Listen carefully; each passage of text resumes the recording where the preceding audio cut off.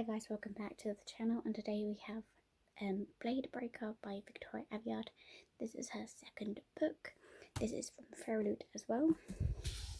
So we have some sprayed edges, and then inside we have our end papers with the map on it, which I really did like the art.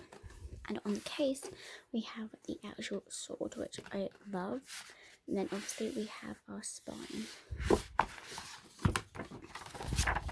So the book is also signed by the author, which I love, and that's the same on the end. So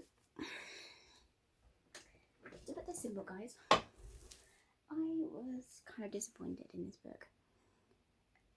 Like, it's so just I I really did love the first book, Groundbreaker, but I found problems that occasionally plagued the first novel ran into this, like the sequel. The telling, the verse scenes, the showing. It's practically unbearable, snapping out of the tension in everything, even including scenes that could be like high stake. I'm like, oh my god, something's gonna happen, and then it's just like, oh, really? What's worse is that the writing style really renders everything in really rather basic and simplistic, kind of humorous. Though I enjoy parts of the Blade Breaker sign of the villains, Tristan and Edron, and the development between the companions of Sorasa and Doms. I absolutely struggled to get through this book, even to think about, is there any worse for me DNFing it and not reviewing the book? But I had to read it so I can explain to you guys why I didn't enjoy it. So one of my biggest grips of Blade Breaker is the practically non-existent world building. The world Cora and the gang are trying to save, literally called Aveyard, because it is with all the wards on their planet. I'm not making this up. Readers learn that they are elves on the planet who came from a different dimension, and literally we have two narratives from that race and culture, but know particularly nothing about how elves as a whole live. Other races and cultures aren't better. Blade Breaker mistakes every ward having their own battle cry for it in actual world building. I literally cannot imagine all these characters standing around thumping their chests and saying "with you," and without thinking any significance. Any of the characters wouldn't afraid being embarrassed.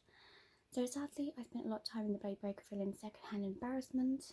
The novel so desperate wants to include witty moments and banter between characters, but it is unbelievable force and awkward.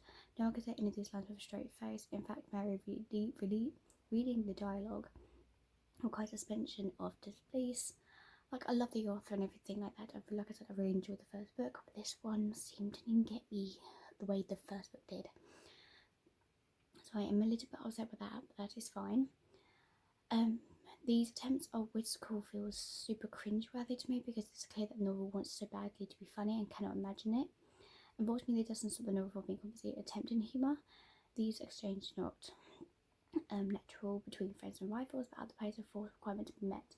At one point, there was an actual change between two characters in the middle of the battle of their lives to amount to this. You lost an eyebrow in this horrible apocalyptic attack from a fiery hell dimension.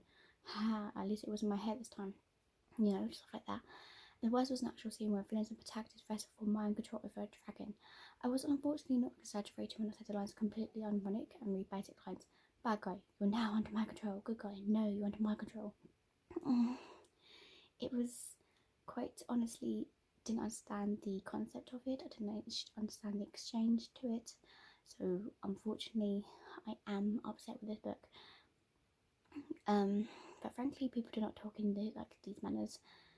This type of expressions are clever and it's way over the top, to be honest.